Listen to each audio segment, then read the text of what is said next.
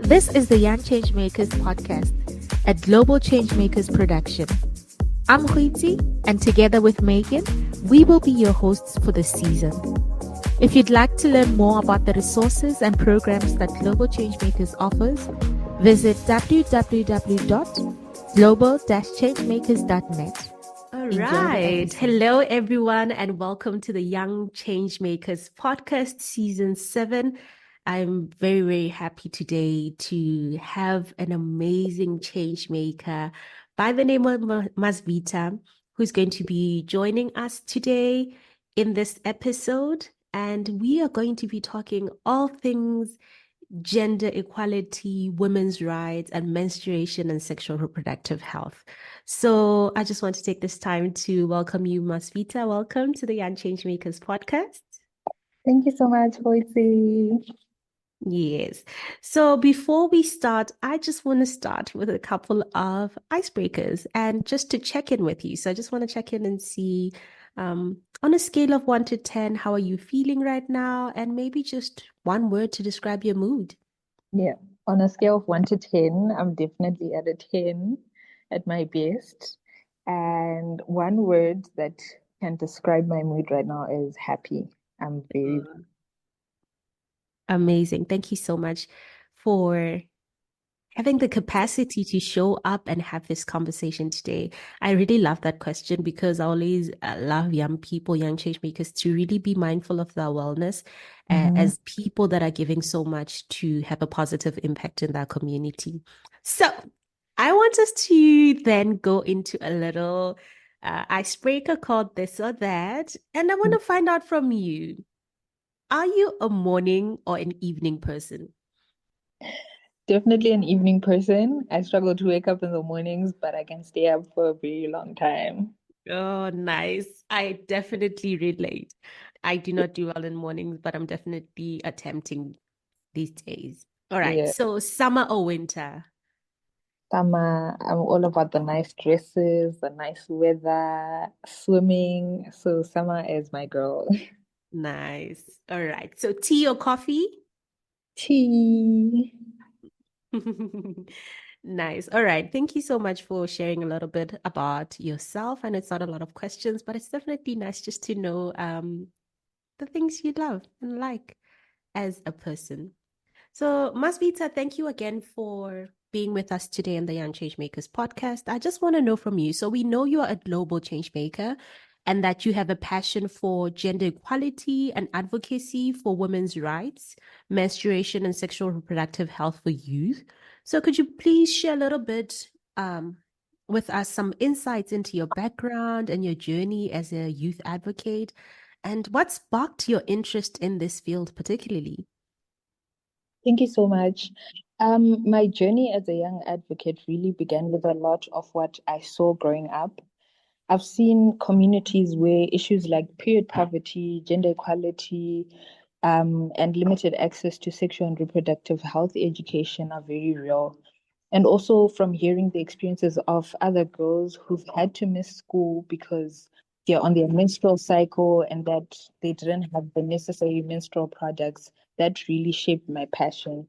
And so girls have narrated experiences of having to use cow dung, of having to use leaves and rags because they don't have access to sanitary products. And so it made me question um, why something so natural could be the reason a girl falls behind or doesn't have a dignified menstrual cycle. And that really sparked a sense of responsibility in me. If I could do something to change that narrative, even in a small way, then I had to try. So over time, I started joining youth-led projects, listening in on dialogues around gender rights, and learning more about how deep our systematic issues go. So my passion for advocacy grew from these early observations and through other people's experiences. And eventually this led to me starting my own organization, SheFlow, a project that brings together everything I care about, and that helps empower girls to feel seen and heard. Such a beautiful story. I really love that you drew inspiration from your community. You identified a problem in your community, and that propelled you to then become an agent of change. Just maybe to ask, which country are you from? Because you speak a lot about the inspiration from your community. So I'm sure the listeners are just as curious as myself. Yes, so I am from Zimbabwe, born and bred in Harare. However, at the moment I'm based in South Africa, Grahamstown at Rhodes University. Amazing. Thank you. Um, you're really touching on very important topics when you speak of period poverty, when you speak about dignified rights of women and girls. And honestly, organizations such as Global Changemakers are really trying and doing so much to support young changemakers such as yourself. And I'm just going to shamelessly plug Global Changemakers. We have amazing resources at Global Changemakers, and we have a course on menstruation and sexual reproductive rights and health that we have managed to launch in 3 different languages. So it's available in English, it's available in Spanish, and now it is available in French. It is available for free on the Global Changemakers website. So you can just definitely click on the Changemaker School and you'll be able to see the course. So, talking about Global Changemakers, I want to find out what motivated you to actually join Global Changemakers. How did you find out about it? And how did you join? And just how has your participation impacted your work? So, to be honest, I applied for Global Changemakers at a time when I was feeling very motivated to learn from my peers and fellow global changemakers. I hadn't started my own organization at that time, but I had been volunteering and been a part of a number of impactful organizations that were centered around women's rights. And so, through these organizations, I was able to lead projects and also be a part of big initiatives. But in that, I had always questioned if I was doing enough or if my voice mattered in the bigger picture of global advocacy. So, what motivated me to join Global Changemakers was the need to find a community of people who understood that passion, people who were also doing the same work and who could inspire me and walk the journey with me. Being part of Global Changemakers gave me more than just training. It gave me a community of supportive people who are always willing to help, who are always willing to hold my hand through the journey and guide me. And so it reminded me that I don't have to wait to be ready or perfect to make a difference. I just have to start somewhere and keep going.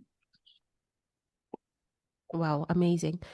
I particularly love when you were introspecting and you said, I wanted to find out, or I was going through a moment of reflection where I was wondering if my voice really mattered in the grander scheme of things and in the international community. And I was like, wow, I could Mm. definitely relate to that as a young person within the social impact space and trying to have a positive impact in that community. I have had those doubts as well. And it's really in communities such as Global Changemakers where we're able to find people who are able to support us, who are going through similar challenges and can share their experiences on how they overcame. So I really resonated with that. Mm. And I'm really, really happy that you've been able to learn and grow a lot from being a member of this amazing community. I am just as proud as well to be part of Global Changemakers. So now Mm. going a little bit into your work on women's rights and menstruation and sexual reproductive health, a topic that I'm so passionate about as well. Maybe you could define what gender equality means to you and why is it so important for the world to continue to strive for it. And I'm especially interested in this because this year, 2025, the 69th Commission on the Status of Women, you would have seen it popularly on social media referred to as CSW, was held in New York at the United Nations headquarters, and the global community celebrated the 30th anniversary of the adoption of the Beijing Declaration and Platform for Action. So it's a really big deal. It's very important, but I want to find out your view. Why is it important for us to continue to push for gender equality? For me, gender equality means creating a world where everyone, regardless of their gender, has the freedom, the opportunity, and the support to live a life of dignity and purpose. It's not just about equal pay and other stuff, although those things really matter, but it's also about being able to exist fully without shame or limitations simply because of who you are. So growing up, I saw how girls were told to shrink themselves, how silence was expected, and dreams were often crushed. I've seen how systems, policies, and even cultures reinforce that inequality. So when we talk about gender equality, we're talking about breaking cycles that have limited generations and also building a world where a girl can thrive and expand because that's our right.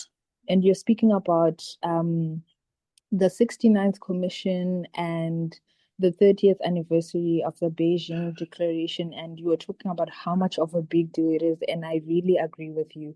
And for me, the 30th anniversary of the Beijing Declaration reminds us that progress has been made, yes, but also that the journey is far from over.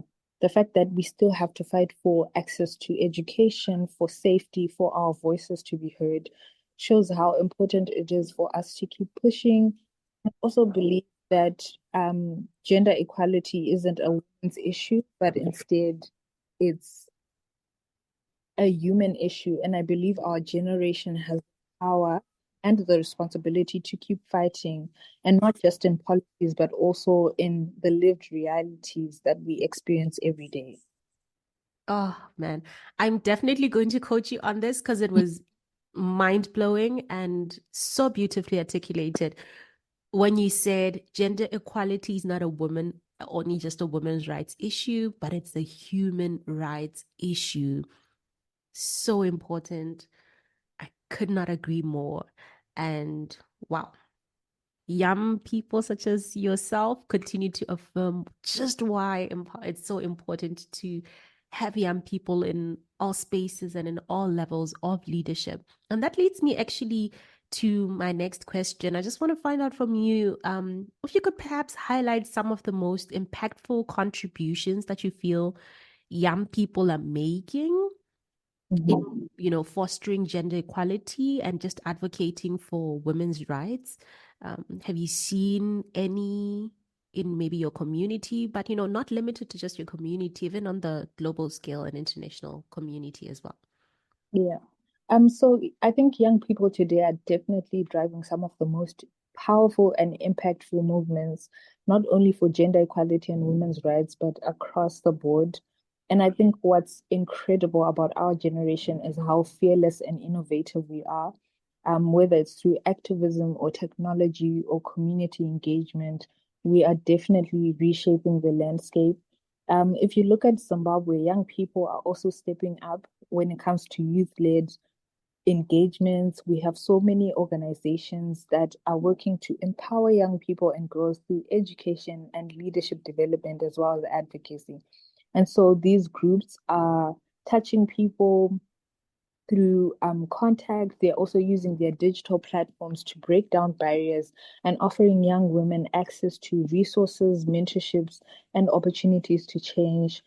Here in South Africa as well, since I'm residing here temporarily, I think I've also seen a rise in young people-led movements.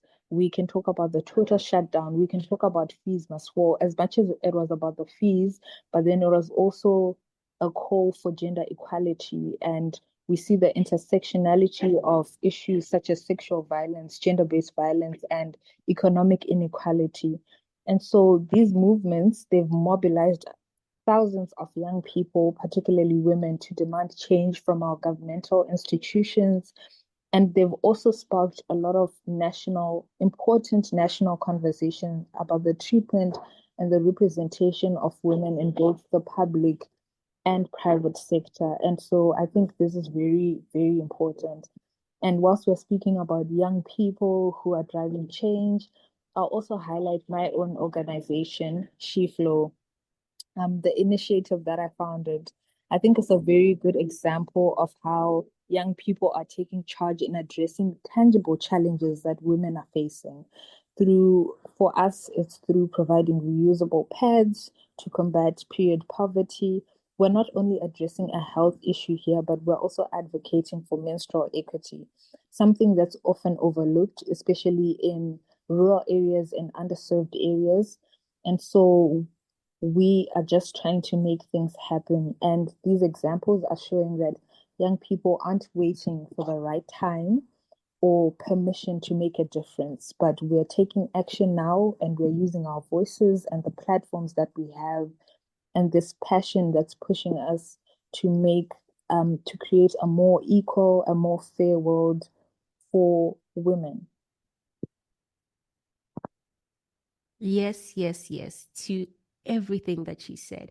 And I love that you make reference to She Flow organization, but I want to guarantee you we will talk a little bit more about it later on in the episode. I want to just marvel at all the amazing examples that you've given about showcasing youth coming to the forefront to use their voices to really advocate for equality in all its aspects. And, I cannot agree with you more. I just want to highlight how every single time when I'm on social media, and I mention social media because I realize it's such a powerful tool that is being used a lot these days. And I'm always marveling at how young people are able to integrate creativity into their activism, through storytelling, through art to tech and the digital media, as I've mentioned with social media. And I definitely agree with you that, we've had some of the most impactful campaigns being led by young people. And one thing also that I really pick up as you speak so passionately about gender equality and the contribution of youth towards it is how everything is so interconnected, So when I look at the SDGs, it's not just health and women's rights, it's not just gender equality, but and education in SDG 4, SDG 5. It's how everything is coming together and calling upon the different systems and different stakeholders that are out there, from the governments, from leaders of different educational institutions, schools, parents, and other community leaders, how it's so important for everyone to come together and understand that gender equality, or the need for gender equality, affects them just as much. And so a lot of times the narrative that goes on is that gender equality, it's just for women to be the ones that are propelling it. But really, we need everyone in order to dismantle systems that have for years oppressed the rights of others, but particularly and especially women and young girls. So now I just want to talk a little bit then into your experience and say, what are some of the challenges that young change makers who are now advocates for women's health, what challenges do they face? It could be both on a local scale in your community or on an international level. And how can these challenges be addressed effectively? Okay, so as a young maker myself, advocating for women's rights, I think my journey has been smoother than most, but there are a lot of issues that I can still pick up on. I think one of the most significant barriers is the lack of resources. I think we speak about this all the time. Where is the funding? Where's the material? Where are you going to get it from? And so, in many communities, especially in rural areas, there's simply not enough funding or infrastructure to support initiatives focused on women's health, particularly around menstrual health, around sexual reproductive health, or gender based violence. And then this can make it very difficult to even start projects and to sustain them in the long run. Another challenge I've noticed myself is societal and cultural attitudes that are deeply ingrained. So, both in local and international contexts, we see that issues of menstrual health or sexual reproductive rights are still a taboo to talk about. These are not topics that we can freely speak on.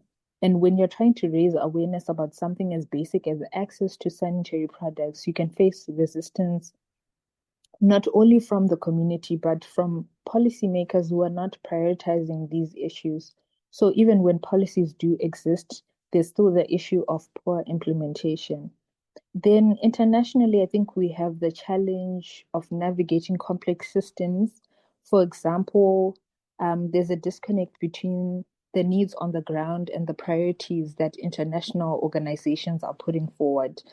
An intervention might be designed in a boardroom in a foreign country somewhere, but it won't be suitable for the local communities that they are trying to serve, which makes it way more difficult to drive impactful change. And so I think to address these challenges, one of the most important thing is to build strong networks and partnerships. We need to collaborate not only within our own communities, but with all these different global stakeholders who are truly committed to supporting our different initiatives. This could be with governments, with NGOs, or even other youth-led initiatives. But the end goal is to have a more broader, more impactful reach. And I think that advocacy and education plays such an important role because we're educating communities about the importance of women's health and changing harmful perceptions about women's health. But also, let's include men in the conversations to have a more broader conversation around these issues because it's not only about the women, but I think men should start joining our conversations. So, empowering women and girls as well through education and giving them the tools to advocate for themselves is just as important as the work that we do. And then, lastly, I think we need policy reform.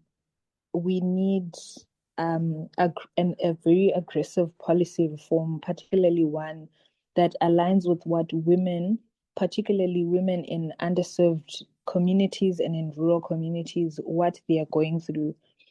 Young change makers must continue to advocate for better policies, not just at grassroots level, but also at national and international levels, so that there's a more broader impact. As young change makers, I believe that we have the power to push for systematic changes needed to make women's health a global priority. You know, when you speak about ensuring that no one is left behind and how we really need um, men and boys to also come to the table when it comes to the campaigns and the conversations and the actions that are needed on women's health, I was like, yes, yes, Mm, yes, yes. It's such a collective and collaborative effort that is needed to be able to ensure that women's health, every single woman and girl is not left behind and gets the access that they need and that mm, rights are respected. And when you that's spoke of that, it really resonated so much, even for within my community in Botswana. I'm from Botswana. And I was like, we need to make sure that no one is left behind, that everybody comes to the table in our effort and in our fight to ensure that women's rights and health are made accessible. I particularly also loved when you spoke about how it's so important that the conversations and the solutions that are being formulated on in boardrooms and on internet on an international scale do not leave the local individual behind. And so mm, our solutions, we speak a lot about design thinking at Global Changemakers, which is the human-centered design. You cannot come up with a solution without involving and working with the very people that need that assistance. And so young girls, women, and everyone involved should have a seat at the table when these major decisions around funding, around distribution of resources, around policy, when policies are made, they need to be there at the table. And one thing also that always comes to mind is that we have this issue of tokenism. We're not saying they should just be there or make it seem as if they're there and then their ideas, because they're very intellectual people who have amazing ideas and who know what they need. They need to be heard, and the suggestions that they are bringing forth assessed, worked on, and implemented. So I'm really thankful that you are bringing forward those issues and those challenges. I also just want to add, for each and every advocate, such as yourself and myself, who are working in these issues, to know that every contribution that you're making is just as important. A lot of times, young people will always mention that one of the challenges that they have is imposter syndrome. But let me tell you, you rightfully belong in every single room that you enter. The work that you are doing, whether it impacts one or five or 100 or a whole country, is still very much important, and not to neglect it, not to be disheartened. You are making an impact, a positive impact in your community and in this world, and it is very much worthy of being celebrated, recognized. But even when it is not, remember the why. Remember why you are doing the work that you do, which is very important work. Mm. Yes. So now we are talking a little bit about the digital media era. We're talking a little bit about technology. Now, everything that you touch, the question of AI comes into mind. I want to hear from you how, you know, social media and technology have become such powerful tools in mobilizing the youth and spreading the messages on women's rights and health. And how do you personally leverage these platforms to effectively amplify your message? Yeah, so social media and technology have really transformed the way we advocate for a lot of different issues. And as a young change maker, I've seen firsthand how these platforms can be used to amplify our voices and break down barriers. For myself and my organization, social media has been an invaluable tool in reaching a wider audience. So, Instagram specifically has allowed us to share our message about menstrual equity and period poverty, raising awareness about issues that have often been overlooked in traditional media. But sorry, by using these platforms, we are able to not only connect with individuals, but we've also gotten the opportunity to connect with organizations and the global platform at large. We've gotten an opportunity to share our stories and to also gather support. We also see how people are leveraging technology to provide education and resources. It can be through posts, it can be through videos or vlogs or blogs. We're able to break down complex issues through this access to all these content tools. And so this not only raises awareness, but it also educates our audience and empowers people to advocate for not only themselves, but for other people as well. Another powerful tool, which I really resonate with, is storytelling. So, social media has allowed us to highlight personal stories. From my point, I'd say personal stories about women and girls who are directly affected by the issues that we're trying to tackle. These stories humanize the cause. I think it's important to highlight that. And with humanizing the cause, we are helping to build empathy and solidarity. This is also a reminder of why we do the work. And I've seen that technology has offered us mobilization power. But then it's also important to remain authentic and to remember that it's not just about pushing content, but also about creating meaningful conversations and relationships that lead to real life impact. And finally, technology has enabled us to engage in advocacy on a larger scale. I spoke about being able to reach organizations and individuals globally. And this has assisted a lot of people in bridging the gap between grassroots activism and global decision making. And so, by using social media and technology, we can create change that's not only digital, but also is deeply felt on the ground. Change that is not only digital but is deeply felt on the ground, because ultimately action is so important. And so Mhm. these tools and these platform technology is just to really amplify the message, but nothing will ever replace the actual work that is needed and that is being done on the ground. I really love that. Thank you for sharing your experience with social media. You have really summed that in such a beautiful way. And I know a lot of change makers that are listening, and all our stakeholders that are listening are learning a lot from this conversation. I'm learning so much from you, and I'm so glad that we're able to have this conversation. So now I want us to talk a little bit about SheFlow, and I'm getting so excited. I'm really proud. Congratulations on launching your organization. Thank you so much. I want to find out why now? You mentioned that you attended the Global Youth Summit and Uh, you had not yet started the organization. Why were you compelled to say, I need to start SheFlow now? so what led me to start SheFlow now, I think, was the experience that I had at Global Changemakers. I won't lie, the summit was really life-changing. For the longest time, I had these thoughts and ideas, but I could never really put them into implementation. I just had this fear of the unknown.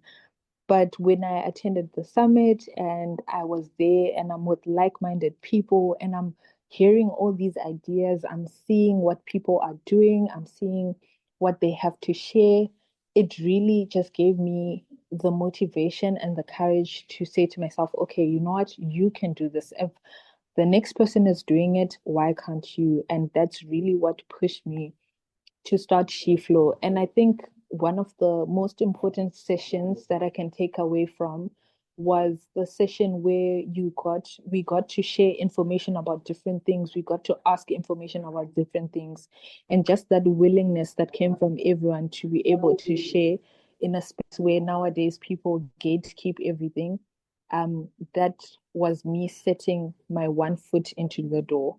It's so important to know that we cannot go anywhere without collaborative work. Honestly, we need to be working together and sharing how we are able to meet our goals and objectives, and how we are able to help other young people, or rather even everyone in our community, as we create positive social impact. And so the gatekeeping culture shouldn't even apply to the work that we do, because the people who benefit the most are our communities.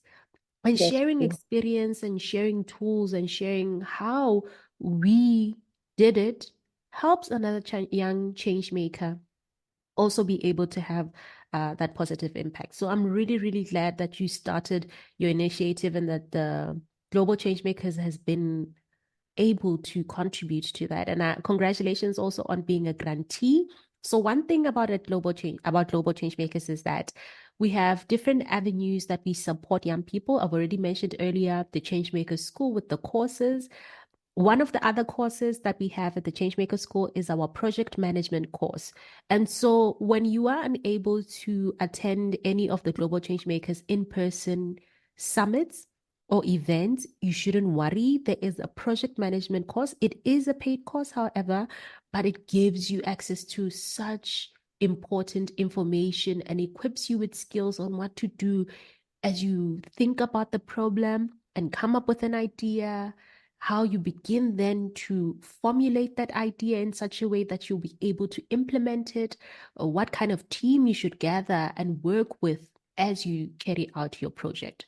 And above and beyond that, when you finish the project management course at the Changemakers School, you become eligible to apply for seed funding, so grant funding at Global Changemakers of up to $1,000 or Swiss francs, and you'll be able to implement your project. And so go to the Global Changemakers website, have a look at all the amazing resources, have a look at the different courses we have at the Changemakers School, and we are here to support you, to support youth to have a positive impact in their communities. Now, Sorry, Hoyte, before we move on, I yes. think it's so important for me to give credit where it's due. You just reminded me about something about being a grantee of the Global Change Makers. I just want to encourage anyone who's listening, grab any opportunity that you can with both hands, especially when it comes to applying for funding for your project. With myself in particular, I think we spoke about one of the biggest issues for young change makers being resources and funding. And for me, I didn't know where I was going to start. But this opportunity through Global Changemakers presented itself and it was so perfect. The timing was perfect. And I've managed to do everything that I'm doing for my organization because of that seeding fund. And so anyone who's listening, when the opportunity does come, please go for it, definitely. Awesome. Actually, then tell us a little bit more about your mission. I know you've mentioned it in passing earlier in the episode, but I want to hear now in detail the mission of SheFlow and what objectives you have, what work you've done already, and how can we support you as a young change maker listening, wanting to collaborate with you. What can we do? So I know it's a couple of questions, but maybe you can just start us off with your mission and your objectives. Okay, so the mission for SheFlow is to combat period poverty, distributing reusable menstrual pads, whilst also fostering awareness about menstrual health and breaking society taboos. So we aim to empower women and girls with sustainable solutions that restore dignity and that improve their health outcomes and create economic and environmental resilience within South Africa and Zimbabwe and beyond. And our mission has been to create an environment where no girl or woman is held back by period poverty and empowering them with a solution that lasts for a very long time. We all know that some women can't afford to buy the disposable pads. And for us, it was just an idea to say, why don't we bring this product to them, which they can be using for years?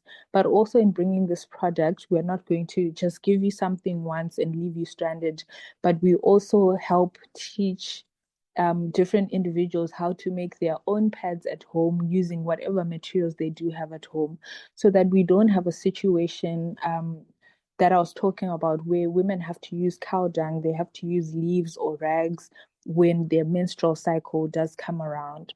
And in terms of supporting myself and the organization, definitely through funding. I think it's something that I've been thinking through, having a fundraiser, because now I'm thinking, what am I going to be doing in the years to come? And then also just digital support, being able to spread the word about the organization, about the work that we're doing. Also through mentoring, if you're someone who's been in the game for a while, who knows more about the business of menstrual health, about sexual reproductive health and organizations and how they navigate um, this space, I think that's something I would greatly appreciate. And in terms of the work that we do, so far we've done a few donations. We're especially targeting primary schools for the girls who are in later grades, as well as high schools, and anyone else who might need a helping hand. We are really open to seeing that through. So if anyone really needs these pads, or they feel like there's a community or a group of people that really need the pads, they can reach out to us on our Instagram page at SheFlow_official or via our email. And so this is what we've been doing as a small organization, and we hope to be doing more in the future and to grow as well. You have already had such beautiful and impactful, great impact in your community. And I just want to recognize that, see you, and just congratulate you on that. I really am one of those individuals who can't wait to see you flourish within this space, because I know when SheFlow flourishes, it just means that more people are actually being assisted and being cared for by the organization, and that there is so much impact, positive impact that is happening. Thank you so much for sharing about SheFlow, and thank you so much for being with us today at the Young Changemakers podcast. And so we have come, sadly, towards the end of this episode. But Mazvita, I cannot thank you enough for all the insights and for sharing your story with us, for your passion around women's rights and health. But finally, I just want to hear from you. What advice would you give to another young person who is passionate about contributing to women's rights and health, but really doesn't know where to start? And before you share a little bit on that, I just want to let everybody know that as you were talking about funding, we do have some free toolkits on the Global Changemakers website on funding, on project management, design thinking that you can use as well as a starting point to just learn and grow your project as well. So, Mazvita, any last advice to young change makers that want to dive into this field and this work? So, my advice to young change makers who are passionate about women and girls' health and women and girls' rights, firstly, is apply for the Global Changemakers Summit. And I think, just like myself, I think that could be a starting point for someone else. Go and meet like minded individuals, get inspired, exchange ideas, know your way around whatever sector you're in through the experiences of other people. Then the second thing is to start where you are and start small. Oftentimes, we think that we need to make an immediate large impact, but change begins with small and consistent steps. The second thing would be to educate yourself. This is so important. Understand the issues that you are trying to advocate for, whether it's menstrual health, it's sexual and reproductive rights, because knowledge is power and it's going to guide you through your advocacy efforts. And then engage with your community. You spoke about how we learned through the Global Changemakers Summit about speaking to the people who you want to serve. And I think that was one of my major takeaways. You need to speak to the people around you and find out what the issues are for them, listen to their needs and their concerns, and this will help you shape your approach to making an impact. And then lastly, don't be afraid to collaborate. Whether you're working with fellow young people or nonprofit organizations, collaboration is key. And sometimes it's not about having all the answers, but also about pulling resources and ideas to create a collective effort. So that would be it for me. Mazvita, I just want to say thank you so much for sharing your time, sharing your wisdom with us as a young change maker. Thank you for all the amazing work that you continue to do. May that fire never go out. That passion that you have for your community never go out. I know that in different stages of our lives, it will look different, but in this particular stage, as you navigate managing She Flow, I really, really congratulate you and wish you all the best on the journey. Thank you so much. Thank you so much, Hoiti. It's been nothing but an honor to be a part of this. And I think I've gotten so much out of the Global Changemakers Network. So I'm really grateful for this opportunity. Thank you so much to everyone who is also listening to this episode. Be sure to check out other episodes from season 7. And we hope that you continue to do your part and do your little bit to make your community a better place. Thank you. Thank you for listening to the Young Changemakers podcast, a Global Changemakers production. Remember to like, share, and subscribe to the podcast wherever you listen to it. And if you'd like to find out about the resources and programs that Global Changemakers offers, visit www.global-changemakers.net. Until next time.